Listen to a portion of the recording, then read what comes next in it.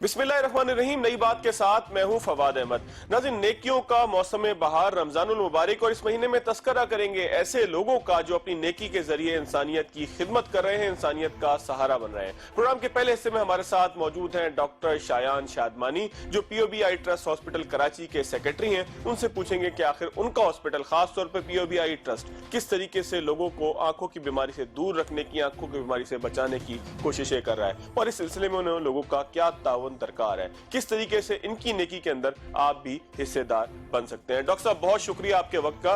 Doctor साहब, POB I trust किस तरीके से लोगों को अंधेपन से बचा रहे हैं, किस तरीके से प्रिवेंट कर रहे हैं लोगों को, आखिर इस हॉस्पिटल का बुनियादी मकसद क्या है, कैसे काम करते हैं? POB ट्रस्ट बुनियादी तौर पे पाकिस्तान इस्लामिक मेडिकल एसोसिएशन की एक सिस्टर ऑर्गेनाइजेशन है, जो 2007 में एक एज एन NGO रजिस्टर हुई। इसको टैक्स एग्जम्पशन का स्टेटस भी हासिल है। अच्छा, ये इब्तदाई तौर पे ये नाबीनापन के खिलाफ जो भी इसकी कोशिशें रही हैं, वो मुल्क के तूलो अर्ज़ में कैंप्स के ज़रिए इसका काम शुरू किया था, और सिर्फ पाकिस्तान नहीं बल्कि पाकिस्तान से बाहर इंटरनेशनल अफ्रीका के तकरीबन 22 ममालिक में भी हमारी टीमें जाती रही हैं, और वहाँ पे उन ममालिक में जहाँ पे पूरे मुल्क में बाज़ औक़ात 1 और 2 आई सर्जन्स मौजूद होते हैं, वहाँ पे हमारी टीमों ने सैकड़ों नहीं बल्कि हज़ारों ऑपरेशंस किए हैं। और एक मुहतात अंदाज़े के मुताबिक आज तक हम कम से कम 2 लाख से ज़्यादा ऑपरेशंस विद IOL इम्प्लांटेशन कर चुके हैं। अच्छा, ये सिलसिला हमारा जारी रहा, और हमने कराची में भी, चूँकि अच्छे खासे स्लम एरियाज़ हैं, गरीब आबादियाँ, कच्ची बस्तियाँ हैं, तो वहाँ पे भी हमने सन 2011 से इस काम का आगाज़ किया था, जहाँ पे हमारी टीमें जाती थीं ऐसी बस्तियों में, और वहाँ पे उनकी स्क्रीनिंग करके मोतिये के ख़ास तौर पे मरीज़ों को हम सॉर्ट आउट करते थे, और एक हॉस्पिटल का थिएटर हम रेंट पे लेके वहाँ पे हम महीने में एक दफ़ा उनका ऑपरेशन किया करते थे। ये सिलसिला तकरीबन 2015 तक जारी रहा। फिर हमारी टीम ने ये तय किया कि हमें अब अपने हॉस्पिटल की ज़रूरत है, चूँकि उस तरीके से हम बमुश्किल पूरे साल में 1200 से 1400 मोतिये के ऑपरेशंस कर पाते थे। अब मामला ये है कि हमने अपने हॉस्पिटल को जब 2015 में स्टार्ट किया, जो कि Monday to Saturday 9 to 5 operate करता है, और बिल्कुल फ्री ऑफ कॉस्ट लोगों को मोतिये के न सिर्फ ऑपरेशंस कर रहा है बल्कि लेज़र्स और पर्दे के और जितने भी पेचीदा अमराज हैं उन तमाम चीज़ों को हम डील कर रहे हैं, और एब्सोल्युटली फ्री ऑफ कॉस्ट अपने डोनर्स की ताउन से हम उनको ये सर्विसेज प्रोवाइड कर रहे हैं। और इस वक्त हमारे पास 3 सैटेलाइट हॉस्पिटल्स जो कमिंग जुलाई है इंशाल्लाह ऑपरेशनल होंगे। तो आप अंदाज़ा लगाएं कि हमारा जो इस वक्त मेन कैंपस है, यहाँ पे हमारा अगले साल का टारगेट 18-21 हज़ार मोतिये के ऑपरेशंस का है, 2000 पर्दे के ऑपरेशंस का है, और तकरीबन 1000 दीगर ऑपरेशंस का टारगेट है, जबकि सैटेलाइट क्लिनिक्स में 5000 पर सैटेलाइट क्लिनिक मोतिये के ऑपरेशंस का हमारा टारगेट है। तो इस तरह से तकरीबन 36,000 मोतिये के ऑपरेशंस का हमारा टारगेट है, जो कि हम सन 2021-22 में हम करेंगे। और डॉक्टर साहब, उस पर कितना खर्च कितना आएगा? अच्छा, मैं आपको बताऊं कि हमारा ये जो सिस्टम है ये बड़ा ही एक हाइब्रिड सिस्टम है। इसमें हमारे पास वॉलंटरली जो डॉक्टर्स और जो लोग हैं वो हमारे साथ शामिल होते हैं, चूँकि फिर हमारा एडमिनिस्ट्रेटिव कॉस्ट बहुत ना होने के बराबर है। जैसे आप इस तरह अंदाज़ा लगाएं कि मैं एक एडमिनिस्ट्रेटिवली इस चीज़ों को लुक आफ्टर करता हूं, और हमारे चेयरमैन भी मौजूद हैं। इस तरह जितने भी लोग हैं वो अपनी जो भी खिदमात हैं वो वॉलंटरली दे रहे हैं, तो हमारी कॉस्ट बड़ी कम आ जाती है। तो एक मोतिये के ऑपरेशन पे सिर्फ 5000 का खर्च आता है, जो कि हम state of the art equipments और एक्सपीरियंस डॉक्टर्स के ज़रिए करते हैं। इसी तरीके से एक पर्दे के ऑपरेशन पे 40,000 की कॉस्ट आती है। मैं आपको बताते चलूं कि पर्दे के एक ऑपरेशन के ऊपर इस वक्त प्राइवेट हॉस्पिटल्स के अंदर, मैं किसी बड़े हॉस्पिटल की बात नहीं कर रहा हूं, वहां पे तकरीबन 1.5 लाख का उस पे कॉस्ट आती है। और अगर आगा खान और किसी बड़े हॉस्पिटल का नाम लें तो वहां पे तकरीबन 3 से 3.5 लाख रुपए की कॉस्ट आती है, जो अगेन हम बिल्कुल एब्सोल्युटली फ्री ऑफ कॉस्ट करते हैं। यानी कि आप कॉस्ट टू कॉस्ट करते हैं, जो इक्विपमेंट की कॉस्ट आती है या इसको इंफ्रास्ट्रक्चर को चलाने की जो कॉस्ट आती है वो 5-6 हज़ार रुपए फी ऑपरेशन आती है। जी हाँ, बिल्कुल ऐसा ही है। हमारे मोतिये के ऑपरेशन की कॉस्ट यही है। लेकिन अगर अब मैं बात करूँ, जैसे कॉर्नियल ग्राफ्ट का भी हमारा टारगेट है कि हम अगले साल 100 कॉर्नियल ग्राफ्ट्स करेंगे, तो उसकी कॉस्ट तकरीबन 80,000 एक ऑपरेशन के ऊपर आती है। अगेन हम ये सारा का सारा जो 100 मोतिये कॉर्नियल ग्राफ्टिंग करेंगे वो एब्सोल्युटली फ्री ऑफ कॉस्ट करेंगे। अच्छा डॉक्टर साहब, इसमें जो लोग ताउन आपके साथ करते हैं उनसे क्या उम्मीद आप रखते हैं? खास तौर पर आपने जिस तरीके से बताया कि एक्सपेंशन का एक प्लान है, कराची के अजला तक आप सैटेलाइट सेंटर बनाना चाहते हैं, और 2-3-4 तो आप कहते हैं कि इस साल फाल भी हो जाएंगे। उसके लिए कितनी खतीर रकम आपको चाहिए होगी? دیکھیے ابھی ہمارا جو سب سے پہلا جو ٹارگٹ ہے وہ اس موجودہ جو مین کیمپس ہے اس کے ایکسپینشن کا پلان ہے. وجہ یہ کہ اس میں ہم روزانہ تقریباً 150 سے 200 مریضوں کو ہمیں یہاں سے واپس کرنا پڑتا ہے. تو ہمارا یہ ایکسپینشن پلان برابر کے زمین کچھ پلاٹس ہیں وہاں پہ تقریباً 2000 گز کے اوپر ہمارا ایکسپینشن پلان ہے جس کو کمپلیٹ کنسٹرکٹ کرنے میں, زمین کی خریداری میں اور اکوپمنٹس کو اگر ہم اس کو اکوپڈ کرنا چاہیں تو تقریباً 40 کروڑ کا تو سر دست صرف اس مین کیمپس کے ایکسپینشن کے لیے ہماری ضرورت ہے. اسی طریقے سے اگر ہم مزید 3 اضلاع کے اندر ہم ہاسپٹلس کو قائم کریں آئندہ سالوں میں, آئندہ 2-3 سالوں میں اگر ہم کریں گے تو میرا اندازہ ہے کہ کم از کم ایک سینٹر کو اسٹیبلش کرنے کے لیے اکوپمنٹس اور کنسٹرکشن کے لیے کم از کم 10 کروڑ روپے کی ہمیں ضرورت پڑے گی. اچھا ڈاکٹر صاحب, ڈونرز جو ہے نا وہ شفافیت بھی چاہتے ہیں, تو شفافیت کس طریقے سے آپ برقرار رکھتے ہیں؟ کس طریقے سے لوگوں کو یہ یقین رہے کہ جو ان کی دی ہوئی رقم ہے وہ محفوظ ہاتھوں کے اندر ہے, اس کا کوئی آڈٹ ہوتا ہے, کیا طریقہ کار ہے اس کا؟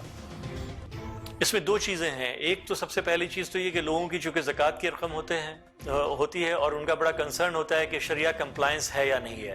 تو میں آپ کو بتاتا چلوں کہ ہمارے ساتھ دارالعلوم کراچی کے جید مفتی ہیں, وہ ہمارے سپروائز کر رہے ہوتے ہیں اور تقریباً کوئی 4 ایسے مفتیان ہیں جو فارغ التحصیل دارالعلوم کراچی کے ہیں. وہ روزانہ ایسے تمام مریضوں کا انٹرویو کرتے ہیں کہ جن کو کسی بھی پروسیجر کے لیے ہم سلیکٹ کرتے ہیں اور بالآخر ان کے دستخط سے ہی ان کو زکوٰۃ کی رقم کی ڈسبرسمنٹ ہوتی ہے. ایک چیز تو یہ ہے. اس کے علاوہ پھر ہمارا پورا کا پورا آڈٹ کا سسٹم ہے. ہم اس وقت سیدات حیدر کے ساتھ الائن ہے کہ جو ہماری ساری کی ساری انٹرنل آڈیٹنگ کرتے ہیں اور آئندہ سال میں ہمارا ارادہ ہے کہ EY کے ساتھ ہمارا ایکسٹرنل آڈیٹنگ ہوگی. تو یہ سارا کا سارا نظام انتہائی شفاف بنیادوں پہ عمل ہوتا ہے انشاءاللہ. اچھا ڈاکٹر صاحب, اگر میں زکوٰۃ کا مستحق نہیں ہوں اور خدا نہ خواستہ مجھے کسی آنکھ کے آپریشن کی ضرورت پڑے یا آنکھ کی کسی ٹریٹمنٹ کی ضرورت پڑے, تو کیا میرے لیے بھی کوئی گنجائش موجود ہے کہ میں آپ کے پاس آ کے وہاں پر کوئی پیسے دے کر کوئی سہولت لے سکتا ہوں؟ دیکھیے بہت اچھا سوال کیا آپ نے, بہت امپورٹنٹ کوشچن. ایک تو یہ کہ آپ ہمارے ہاسپٹل کا اگر کبھی دورہ کریں تو آپ کو قطعی طور پہ یہ محسوس نہیں ہوگا کہ کوئی سب اسٹینڈرڈ کام ہو رہا ہے. تو ایک وائٹ کالرڈ آدمی اور ایک ویل آف آدمی بھی یہاں پہ آ کے ایک اچھی سروسز کو ایکوائر کر سکتا ہے. اچھا, جہاں تک بات رہی ہے کہ کوئی ایسا آدمی جو زکوٰۃ کا مستحق نہ ہو تو اس کے لیے ہمارے ہاں نظام موجود ہے. ہمارے پاس ڈونیشن کی رقم موجود ہے کہ جس رقم سے ہم نان مسلمز ہوں, سید ہوں یا ایسے افراد ہوں کہ جو کسی وجہ سے اس سرجری کے ایکسپنسز کو بیئر نہیں کر سکتے ہیں لیکن اسٹل وہ زکوٰۃ کے مستحق نہیں ہیں, تو ہمارے پاس کلیئرلی ڈونیشن کا فنڈ موجود ہے جس سے ہم اسٹل ایسے تمام لوگوں کا ایبسلوٹلی فری آف کاسٹ ہم آپریشن کرتے ہیں. پھر ایک اور چیز بھی ہے کہ ایسے وائٹ کالرڈ لوگ کہ جو خواہش رکھتے ہیں کہ جو موتیے کے آپریشنز میں جو پریمیم لینسز امپلانٹ ہوتے ہیں جس میں انٹرنیشنل برانڈ کے جو IOLs ہیں, اس کے لیے اگر شہر میں اگر پرائیویٹ سیٹ اپ میں جائیں تو 80 سے 90 ہزار یا بعض اوقات 1,30,000 چارج ہوتا ہے. وہ ہم یہاں پہ کاسٹ ٹو کاسٹ پہ اس وائٹ کالرڈ طبقے کو ہم سروس پرووائڈ کر رہے ہیں جسٹ 25,000 میں 30,000 میں, یعنی صرف اور صرف اس لینس کی کاسٹ لے کے بھی ہم یہ سروس پرووائڈ کر رہے ہیں. چلیں, یعنی کہ یہاں پر سب کے لیے جو ہے وہ کوئی نہ کوئی جگہ موجود ہے کہ کوئی فرد اگر اپنا علاج اپنے پیسوں سے کروانا چاہتا ہے اور آپ کی مشینری یوز کرنا چاہتا ہے یا آپ کے ڈاکٹرز کا تجربہ یوز کرنا چاہتا ہے تو اس کے لیے بھی گنجائش موجود ہے. ڈاکٹر صاحب, ایک آخری سوال کا مختصر جواب دیجیے گا کیونکہ وقت بہت تھوڑا ہے. کراچی میں خاص طور پر اور سندھ کا اگر ہم جائزہ لیں, کس طرح کے کیسز آپ کے پاس زیادہ آتے ہیں؟ اندھے پن کے کیسز کس طریقے کے ہوتے ہیں, مطلب کالا موتیا, سفید موتیا یا آنکھ کی جو بھی بیماریاں آپ زیادہ بہتر جانتے ہیں, کس طرح کے کیسز سندھ اور کراچی کے عوام جو ہے وہ فیس کر رہے ہیں؟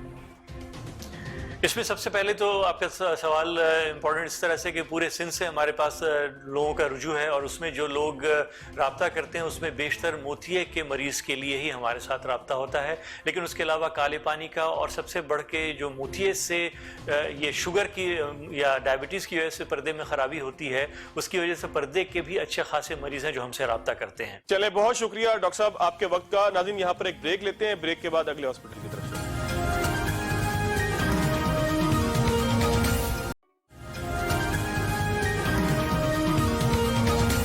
بریک کے بعد ایک مرتبہ پھر خوش آمدید. ہمارے ساتھ موجود ہیں ڈاکٹر ثاقب انصاری, ماہر امراض خون ہیں لیکن ساتھ ساتھ سیکریٹری ہیں عمیر ثنا فاؤنڈیشن کے. انہی کی زبانی پوچھتے ہیں کہ آخر جدوجہد کہاں سے شروع کی, دکھی انسانیت کی خدمت کی, خاص طور پر بچوں کا معاملہ جب ہو تو ہر انسان کا دل جو ہے وہ پگھل جاتا ہے, اور ایسے ہی پگھلے ہوئے دل سے جو ہے وہ اپیل بھی ڈاکٹر صاحب سے ضرور سنیں گے. ڈاکٹر صاحب, بہت شکریہ آپ کے وقت کا. ڈاکٹر صاحب, تھیلیسیمیا کے بچے ہوں, بلڈ ڈیزیز کا معاملہ ہو, کہاں سے عمیر ثنا فاؤنڈیشن نے اپنا سفر کس مقصد کے تحت شروع کیا تھا اور کہاں تک اس وقت پہنچے ہیں؟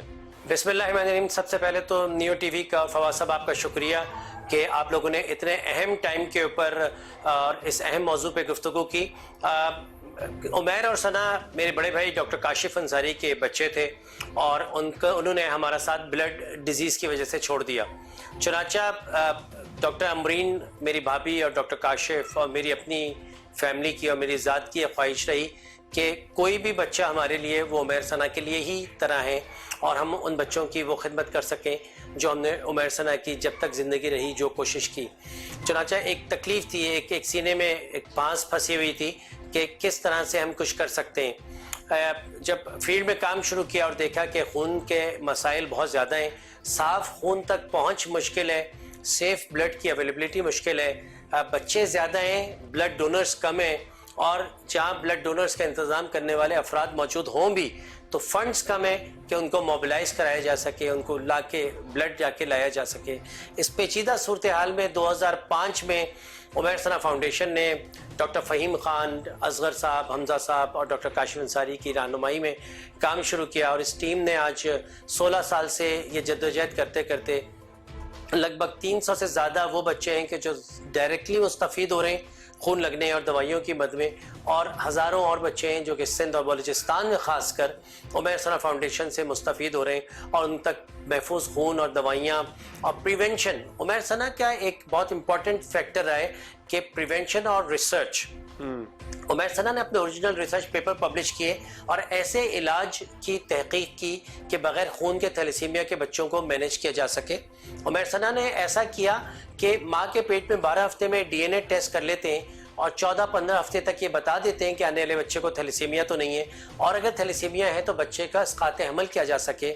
8,000 سے 10,000 کی تعداد میں ٹیسٹ کیے جا چکے ہیں اور مولانا تقی عثمانی صاحب اور خمینی صاحب اور جتنے بھی طبقہ فکر کے لوگ ہیں ان کے فتوے کے حساب سے بچے کو 16 ہفتے سے پہلے اسقاط حمل کیا جا سکتا ہے, کیونکہ ایک گھر میں 4-4, 5-5, 6-6 تھیلیسیمیا کے بچے ہیں جن کو بلڈ لگتا ہے اور پھر وہ بہت زیادہ زندگی کا سفر جاری نہیں کر پاتے کیونکہ ان تک محفوظ خون کا پہنچانا نہ صرف یہ کہ مشکل بلکہ ناممکن ہو جاتا ہے اس ماں باپ کے لیے جو ایک گھر میں 4 سے 5 تھیلیسیمیا کے بچوں کے لیے بلڈ کی جدوجہد کر رہا ہوتا ہے. سو الحمدللہ عمیر ثنا کے کریڈٹ کے اوپر جو چیزیں ریسرچ, ایکیڈمکس, جینیٹک لیب اور ماڈرن بلڈ بینکنگ اور ایجوکیشن آتا ہے, اسی طرح عمیر ثنا کے کریڈٹ کے اوپر معاشرے میں تھیلیسیمیا کے لیے احساس پیدا کرنا, معاشرے میں سینسٹائزیشن ڈیولپ کرنا, سیلیبریٹیز کو, کرکٹرز کو, ایکٹرز کو, عبد القدیر خان صاحب کو, شاہد آفریدی کو, ہمایوں سعید کو, یونس خان کو, یحییٰ حسینی کو, ان سب کو آن بورڈ لینا اور نہ صرف پاکستان کے بلکہ مائیکل ہولڈنگ کو اور بلکہ ارطغرل غازی کے کریکٹرز کو, انٹرنیشنل کریکٹرز کو آن بورڈ لینا تاکہ معاشرے میں بلڈ ڈونیشن کا فیشن ہو, تاکہ معاشرے میں بلڈ ڈونیشن کی عادت ہو. چنانچہ یہ کرتے ہوئے چند سال پہلے انٹرنیشنل تھیلیسیمیا ڈے کے اوپر 8 مئی کو اسلام آباد سے لے کے کراچی تک کوئی پول ایسا نہیں ہوگا کہ جہاں تھیلیسیمیا کی آگہی کے بارے میں نہ لکھا ہو, اور چاروں صوبوں میں اس وقت قانون بن چکا ہے کہ شادی سے پہلے تھیلیسیمیا کا ٹیسٹ لازمی کیا جائے. سو الحمدللہ یہ تمام کریڈٹس ہیں جو عمیر ثنا کو جاتے ہیں. نہ صرف یہ کہ ہم ان بچوں کی خدمت کی کوشش کر رہے ہیں بلکہ ہم modern research, education based, evidence based guide lines create کر کے معاشرے میں ایک آگہی پھیلانا چاہتے ہیں, ایک تعلیم عام کرنا چاہتے ہیں تاکہ اس بیماری کو ہمیشہ کے لیے اس ملک سے ختم کیا جا سکے. اچھا ڈاکٹر صاحب, آپ لوگوں کے کام کرنے کا طریقہ کیا ہے؟ کس طریقے سے جو ہے وہ بچے خاص طور پر جو مختلف تھیلیسیمیا کے مریض ہیں وہ آپ لوگوں سے رابطہ کس طریقے سے کرتے ہیں؟ ان کی دیکھ بھال میں, خون ان کی ٹرانسفیوژن کے اندر, خون جمع کرنے کے اندر, پوری فاؤنڈیشن کو چلانے کے اندر کاسٹ کیا آتی ہے؟ کیونکہ مخیر حضرات سے ہم اپیل بھی ضرور کریں گے کہ وہ آپ کے دست و بازو بنے, تو اس میں کاسٹ کیا آتی ہے, کس طریقے سے مینیج ہوتی ہیں چیزیں؟ دیکھیں ابھی تک تو چھوٹا سا ادارہ تھا, ہم اپنے گھر کی اپنی فیملی کی فنڈنگ سے ہی اس کو لے کے چل رہے تھے. گزشتہ 1-2 سال سے تعداد بچوں کی بڑھتی جا رہی ہے اور بچوں کو یہ کہہ کے منع کر دینا کہ ہمارے پاس ابھی کوئی ذرائع نہیں ہے اور ہم آپ کو بلڈ نہیں لگا سکتے, یہ بہت تکلیف اور بہت ہی پریشانی کا مرحلہ ہوتا ہے اور بارہا اس سے ہمیں گزرنا پڑتا ہے. تو یقیناً ایک بچے کے اوپر کوئی 15 سے 20 ہزار روپے کی کاسٹ آتی ہے, دوائیاں, بلڈ, اس کی لیبارٹری, بلڈ ٹیسٹ. موسٹلی تو ہم اپنی فیملی فنڈنگ سے ہی اس کو پورا کرتے ہیں اور اب کچھ چند سالوں سے ہم نے یہ دیکھا ہے کہ بیت المال, سندھ گورنمنٹ بھی کسی حد تک سپورٹ کرنے لگی ہے. مگر مسئلہ بہت بڑا ہے, تعداد بہت بڑی ہے, 1 لاکھ بچہ ہے ملک میں, وہ فنڈ میٹ نہیں کر پا رہے ہوتے. تو اڈاپٹ اے چائلڈ کا پروگرام بھی موجود ہے. اگر کوئی چاہے تو ایک بچے کو اڈاپٹ کر لے, وہ بچہ اس کے حوالے کر دیا جائے گا ان معنوں میں کہ اس کی بلڈ ٹرانسفیوژن, اس کی آئرن کیلیشن, اس کی میڈیسنز, اس کے ٹیسٹ, سب چیزیں ہو رہی ہوں گی, اور اس بچے کے جو بھی اخراجات ہیں وہ کوئی صاحب چاہیں تو اپنے ذمے لے سکتے ہیں. اچھا ڈاکٹر صاحب مجھے تھوڑا سا اس میں تفصیل مزید بتائیے گا. دیکھیں آپ کے, مجھے جو سمجھ میں آئی ہے بات, وہ 2 اینڈ ہے, یعنی کہ سپورٹ اگر آپ کو کوئی کرنا چاہتا ہے تو 2 طریقوں سے کر سکتا ہے. ایک تو آپ نے بتایا کہ بچے کو اڈاپٹ کیا جا سکتا ہے, مالی مدد ہو سکتی ہے, لیکن وہ آپ کی فیملی بھی بڑی جو ہے وہ اس کے اندر دست بازو جو ہے ان کا بھی, انہوں نے بھی جو ہے وہ اپنے اندر سمویا ہوا ہے تمام چیزوں کو. لیکن ایک ساتھ ساتھ اہم چیز ہے خون کا عطیہ کرنا, بلڈ ڈونیشن. اس حوالے سے بھی آپ کو ضرورت رہتی ہے یا وہ ہو جاتا ہے آسانی سے؟ نہیں, الٹی بات ہے, پیسے تو ہو جاتے ہیں, خون نہیں ہوتا. اللہ تعالیٰ نے کبھی پیسے کی وجہ سے کام نہیں روکا, ماشاءاللہ الحمدللہ, اللہ نے کبھی کام پیسے کی وجہ سے نہیں روکا. مگر بلڈ سپلائی جو ہے وہ قحط ہے. روزے کا ٹائم ہے, روزے کا دن ہے. میں اپنے بھائیوں سے, وہ نوجوانوں سے, ان لڑکے لڑکیوں سے اپیل کرتا ہوں کہ پلیز بلڈ ڈونیشن کو اپنی ہیبٹ بنائیے, بلڈ ڈونیشن کو اپنی عادت بنائیے. ان ماں باپ کے دلوں سے پوچھئے کہ جو رمضان کے دنوں میں یہ سوچ رہے ہیں کہ ان کے بچوں کو, اگر آپ کو افطاری کی فکر ہے, ان کو اپنے بچوں کی خون کی فکر ہے, ان کو اس بات کی فکر ہے کہ اگر بلڈ نہیں ملا تو میرے بچوں کی عید کہاں سے ہوگی, ان کے گھروں میں عید ہوگی کیسے. ہم عبادت کر رہے ہیں تو اس عبادت کو 4 چاند لگ جائیں گے اگر ہمارا دیا ہوا خون کسی کے روزے, کسی کی افطاری, کسی کی تراویح اور کسی کی عید کا سبب بن سکے. بلڈ ڈونیشن آپ نے بالکل صحیح پوائنٹ آؤٹ کیا فواد بھائی, آپ بھی ہمارے ساتھ اس کاروان میں بہت سالوں سے شامل ہیں. آپ تھیلیسیمیا کے بچے اور بلڈ ڈیزیز کے بچوں کو سالوں سے دیکھ رہے ہیں, چاہے وہ بلڈ کینسر کے پیشنٹ ہوں, چاہے ہیموفیلیا کے ہوں, چاہے تھیلیسیمیا کے ہوں, کہ اللہ تعالیٰ روپیہ پیسہ تو کہیں سے کر ہی دیتا ہے, بلڈ نہیں ملتا. خدا کے لیے آگے بڑھیے نوجوانوں, اور اس سال آپ کی عید ہونی نہیں چاہیے جب تک کہ آپ اپنے زکوٰۃ, اپنے جسم کی زکوٰۃ, اپنے جسم کا صدقہ بلڈ ڈونیشن نہیں کرتے. اچھا ڈاکٹر صاحب, دونوں چیزوں کا مجھے بتائیے گا کہ اگر اس انفراسٹرکچر کو بڑھانا ہو, ظاہر ہے کہ 1 لاکھ پیشنٹس تو آپ لوگ ڈیل نہیں کر سکتے, جس طرح سے آپ بتا رہے ہیں کہ پاکستان میں ایک بڑی تعداد ہے. پھر خاص طور پہ ایک اویئرنیس ڈرائیو کا معاملہ بھی ہے کہ اس میں جب تک اویئرنیس نہیں ہوگی, لوگوں کو پتہ نہیں لگے گا کہ یار شادی سے بچنا چاہیے, کہ اگر دونوں جوڑے کے اندر کسی کو جو ہے تھیلیسیمیا ہو, اس کے پوری ایک آپ لوگ ایک جو ہے وہ اویئرنیس ڈرائیو چلاتے ہیں. تو اس کے ساتھ ساتھ اگر انفراسٹرکچر کو بڑھانا ہو تو کن چیزوں کی ضرورت آپ کو ہوگی, لوگوں سے کیا تعاون آپ کو چاہیے ہوگا؟ بلڈ ڈونیشن کی تو آپ نے اپیل کی, اس کے علاوہ لوگوں سے آپ کو فنڈز کی صورت میں کیا چاہیے ہوگا؟ بلڈ بیگز دے دیں بھائی, بلڈ بیگز دے دیں, hepatitis B C H I V کی اسکریننگ کٹس دے دیجئے, کیونکہ ہم چاہتے ہیں کہ محفوظ بلڈ لگے ان بچوں کو. اور محفوظ بلڈ کے لیے آپ کو بلڈ بیگز چاہیے, ہیپیٹائٹس بی سی اسکریننگ چاہیے, اور پھر آپ کے جیسے چینل اور آپ کے جیسے جو میڈیا ہے اور جو سوشل میڈیا کے لوگ ہیں ان سے اپیل ہے کہ آگہی, شادی سے پہلے ٹیسٹ کی آگہی پھیلائیں اور شادیاں 2 مائنر میں ہونے ہی نہ دیں. اچھا ڈاکٹر صاحب, ایک اختتام کی طرف ہے, ذرا تھوڑا سا کنکلوڈ کر دیجیے گا کہ پاکستان میں تھیلیسیمیا جو ہے اس کے پیشنٹس کی تعداد کتنی ہے, کس طریقے سے کم کی جا سکتی ہے, کن لوگوں کو آگے آنا ہوگا؟ پاکستان میں اس وقت ایک اندازے کے مطابق, کیونکہ کوئی آفیشیل رجسٹری نہیں ہے, آفیشیل رجسٹری جو ہماری آرگنائزیشن ہے اس میں 60,000 کے قریب بچے رجسٹرڈ ہیں, مگر گاؤں دیہات کے شمار اس میں نہیں ہے. تو ایک معتاد اندازے کے حساب سے 1 لاکھ سے زیادہ بچہ ہے. 60,000 تھیلیسیمیا سینٹرز میں پاکستان بھر کے آتا ہے جس کو بلڈ لگایا جاتا ہے. اور ایک کنڈیشن ہوتی ہے تھیلیسیمیا کا مرض ہونا جس کو خون لگتا ہے, تو 1 لاکھ بچہ ہے جس کو خون لگتا ہے. ایک کنڈیشن ہوتی ہے کیریئر, مطلب میں کیریئر ہو سکتا ہوں, میرے اندر یہ ڈیزیز کی کیپیسٹی موجود ہے کہ میری شادی اگر اپنی طرح کی کیریئر سے کر دی جائے تو ہمارے یہاں تھیلیسیمیا میجر کا بچہ پیدا ہو سکتا ہے جو بیمار ہے. کیریئرز کی تعداد 1 کروڑ کے قریب ہے, ہر 7-8 پاکستانی میں ایک کیریئر ہے. سو ہمیں شادی سے پہلے تھیلیسیمیا کے ٹیسٹ پہ اس لیے ہم زور دیتے ہیں, یا کسی بھی عمر میں آپ تھیلیسیمیا کے ٹیسٹ کرائیں تاکہ 2 مائنر کے آپس میں شادی نہ ہو, تاکہ میجر کا بچہ پیدا نہ ہو.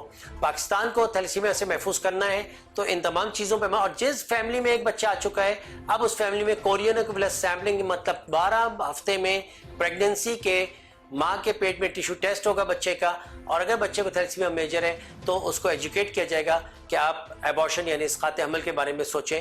ایسا نہ ہو کہ آپ کے گھر میں 1 سے زیادہ بچوں کو تھیلیسیمیا ہو اور آپ ان کو بلڈ لگاتے پڑ رہے ہیں. چلیں ڈاکٹر صاحب, بہت شکریہ آپ کے وقت کا. ناظرین, یہاں پر ایک چھوٹا سا بریک لیتے ہیں, لیکن ڈاکٹر صاحب کی بڑی خوبصورت بات تھی کہ انہوں نے جو ہے وہ ہم سے چندے کی اپیل کے بجائے, فنڈ کی اپیل کے بجائے, وہ بھی ظاہر ہے کہ ان کی ضرورت ہے, انفراسٹرکچر بڑھانے کے لیے ضرورت ہے, وہ بھی ضرورت ہے کہ پاکستان میں زیادہ سے زیادہ لوگ جو ہے وہ اس انفراسٹرکچر سے فائدہ اٹھا سکیں. لیکن ڈاکٹر صاحب کی اصل اپیل جو تھی وہ لوگوں سے یہ تھی کہ رمضان کے مہینے میں نیکیوں کے موسم بہار میں آگے آئیں, خون کا عطیہ دیں, خون کا عطیہ دے کے ان بچوں کی جان بچائیں کہ جو زندگی میں تڑپ رہے ہیں زندگی کے لیے. یہاں پر ایک بریک لیتے ہیں, بریک کے بعد دوبارہ آتے ہیں.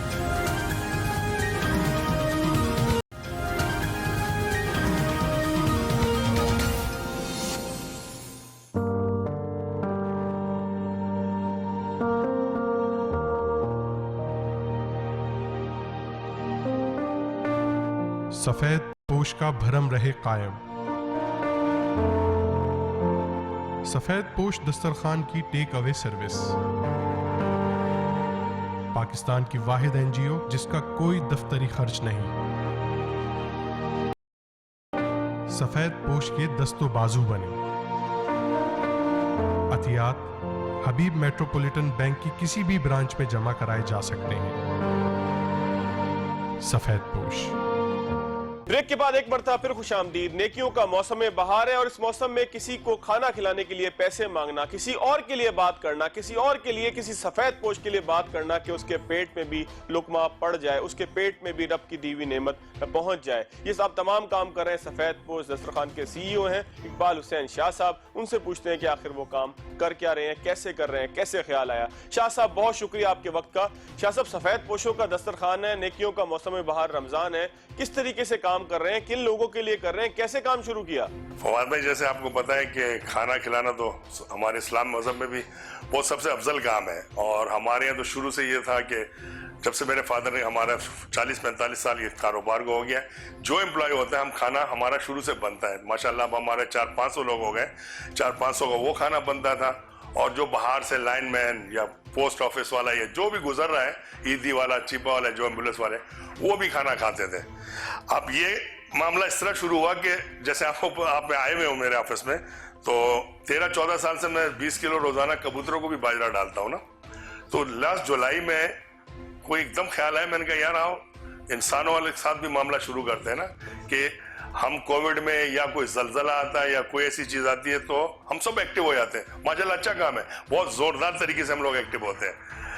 تو میں نے کہا کوئی مستقل کام شروع ہو. تو دوستوں میں جس میں آپ بھی شامل ہو, ایاز خان ہے, رحیم شاہ ہیں, ہم سب نے مل کے بنایا. پھر اس کا نام بھی ماشاءاللہ بڑا خوبصورت بنا اور ایک این جی او کی شکل میں بن گئی, اور یہ معاملہ چل پڑا. پہلے ہم نے 200 سے شروع کیا تھا, اور 15 دن میں 500, پھر مہینے میں ہم 1000 پہ آ گئے.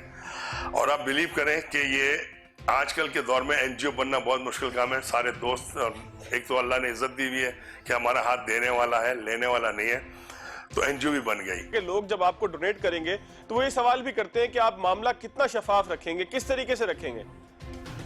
شفاف کا یہ ہے بھائی جان فواد بھائی کہ پہلے مہینہ 2 ہم فائلر نہیں ہوئے تھے, تو جب ہم کھانے والے کو پیمنٹ کرتے تھے نا, تو اس میں لاکھ پہ 600 کٹتا ہے. تو وہ بھی میں جیسے اگر ہم 10 لاکھ کی پیمنٹ کر رہے ہیں تو 6 ہزار روپے واپس میں ڈالتا تھا. تو جب ہم انشاءاللہ جولائی میں میرا سال پورا ہوگا تو ہم ایک آڈٹ رپورٹ کے ساتھ بیٹھیں گے, اور یہ میرے خیال سے پاکستان کے دنیا کی واحد این جی او ہوگی جس میں ارننگ ہے اور جانے کا صرف کھانے کا بل ہوگا. آڈٹ وہاں ہوتا ہے جہاں آپ ایکسپینس دکھا رہے ہو, اس میں ایکسپینس کا دفتری خرچے کا کوئی کالم نہیں ہے کسی طرح کا, نہ سیلری, نہ تنخواہ, نہ ڈیزل. ایون کہ ہمارا فیوچر میرا یہ ہے کہ اس کو میں, جیسے ابھی عمران خان صاحب نے اچھا شروع کیا ہے, کوئی بھوکا نہیں سوئے گا, تو میں نے اس سے پہلے سوچا ہوا تھا کہ ہم باکس میں دیتے ہیں. آپ نے خود دیکھا کیا ہے شاہ صاحب, آپ کا فیوچر پلان کیا ہے, کہاں دیکھتے ہیں اس دسترخوان کو؟ صرف یہیں تک محدود رکھیں گے اور یا اس سے آگے بڑھائیں گے, اس کو کس طریقے سے لے کے چلیں گے؟ اس کو فواد بھائی ہم نے انشاءاللہ 2 جگہ ٹارگٹ کی, ایک سرجانی ٹاؤن میں ہے اور ایک یہ اورنگی ٹاؤن جو غریب علاقے ہیں, وہاں میں نے 2 جگہیں دیکھ لی ہیں, اور وہیں پہ کوئی ایک نیک بندہ کوئی ملے گا وہی اس کو بانٹے گا. وہیں کا ہم نے کیٹیئر رکھنا ہے, نہ کہ گلشن سے بنا کے وہاں جائے گا. نمبر 1. نمبر 2, میرے پاس اپنے ہائیسٹ اپنی گاڑی ہے, ٹھیک ہے, ہم نے اس کو اپنا, میں اس کے لیے ڈونیٹ, گھر کا کام بھی کر رہے ہیں, میری اپنی گاڑی ہے, نہیں کہ میں باقی لوگوں کی طرح کی گاڑی خریدے اس کو استعمال کر رہے ہیں. ہم اپنی گاڑی کے اندر باکسز بنا کے جہاں جہاں بندہ جا سکے ہم وہاں کور کر رہے ہوں گے. یہ 2 پلان ہیں انشاءاللہ. اچھا شاہ صاحب, اور اس میں منفرد کس طریقے سے ہے, کیونکہ ہم دسترخوان تو دیکھتے ہیں کہ شہر میں بہت سارے چل رہے ہیں, تو آپ کا دسترخوان بھی اسی طریقے سے فٹ پاتھ کی جگہ پہ جو ہے وہ سامان بچھا کے, یا کچھ منفرد بھی ہے اس کے اندر؟ یہ اللہ نے شکر ہے کہ جو میرے دماغ میں کنسپٹ آیا تھا نا, وہ آج ہمارا پرائم منسٹر صاحب اس کو فالو کر رہے ہیں. ہم نے باکسز سے شروع کیا تھا, اس کو ٹیک اوے سروس نام دیا گیا ہے, کیونکہ زمین میں بیٹھا کے کھلانا, لوگوں کے روڈ کے اوپر کھلانا, یہ उसकी इज्जत नफ्स मानने का जैसा है ना, तो वो अपने खाना लेके जाता है और घर में खाएगा, लेके जाएगा इज्जत से। जब हम बिरयानी दे रहे होते हैं तो उसके साथ बॉक्स के अंदर चम्मच भी देते हैं, और जो दाल या रोटी या सालन जो होता है बाकायदा वो भी डब्बे में पूरा बॉक्स पैक है। यकीन माने 10 रुपए की तो पैकिंग बनती है उसकी। हालांकि हम ये भी कर सकते हैं कि जैसे देते हैं थैलों में दे दें, लेकिन फिर वही बात आएगी कि इज्जत नफ्स और सफेद पोशी का भरम भी होना चाहिए कुछ। अच्छा शाह साहब, आपका प्लान आगे क्या है? आगे किस तरीके से इसको लेके चलेंगे? क्योंकि आपने बताया कि इब्तिदा में जो है बहुत थोड़ा सा सिस्टम था जो आपने खुद शुरू किया था। आपके ज़हन में क्या है कि ये आपका अपना जो स्टॉल है, इससे यहाँ से कितने लोगों को मुस्तफीद हो सकेंगे? यहाँ मैंने गुंजाइश लगाई, जो आइडिया लगाया हुआ है, जब हम 1 बजे दोपहर में शुरू करते थे तो 500 का, क्योंकि आजकल तो रमज़ान आ गया, मैं आपको रमज़ान से पहले की बात बता रहा हूँ, दिन में 500 था और शाम में 500 था मगरिब के बाद। वो 10 मिनट में फात भाई ख़त्म होता है, 10 मिनट। तो मेरा आइडिया ये है कि यहाँ दिन में 5 से 10 हज़ार की गुंजाइश है, 10,000 लोगों की, क्योंकि ये मेन रोड है, चल रहा है। और आप बिलीव करोगे कि किसी दिन आपने पैकेज भी इसके बनाए हुए हैं, आप देखेंगे ना आपको रोना आ जाएगा कि रिक्शा, टैक्सी ड्राइवर, इवन की गाड़ी तक रुकती है वो लेके जाते हैं इसके अंदर से, मिनी बस के अंदर पैसेंजर ले रहे होते हैं। तो अगर ये देखा जाए ना, रोज के इसके लोग नए ही तकरीबन आ रहे होते हैं। प्लस इस एरिया में जितने गार्ड्स हैं, जितने भी चौकीदार हैं, वो भी अल्लाह की मखलूक है, सफेद पोश है, उनका गुजारा नहीं होता है, वो अपने खाने लेके जाते हैं। और अगर मैं एक जगह पे आया तो ये इतना बड़ा काम है कि इसमें अरबों रुपए भी नजर नहीं आएगा। रहा ये कि मैं गवर्नमेंट से भी रिक्वेस्ट करूंगा कि वो इस तरह का देख के, अगर जैसे मैं नहीं जा सकता किसी वक्त कि आप मुझे देना, आप अपने तौर पे गवर्नमेंट का भी एक काम होना चाहिए कि वो देखे कौन क्या बहुत काम शुक्रिया कर रहा है। इकबाल शाह साहब आपका। नाज़रीन, इससे अच्छी क्या बात होगी कि सफेद पोश दस्तरखान लोगों के रिस्क का बंदोबस्त कर रहा है, सफेद पोशी का भरम कायम रखने की कोशिश कर रहा है। इसके दस्तो बाजू जरूर बनिए अगर आप बन सकते हो। आज के प्रोग्राम से इतनी ही, अगले प्रोग्राम तक लिया दीजिए। अल्लाह हाफिज़।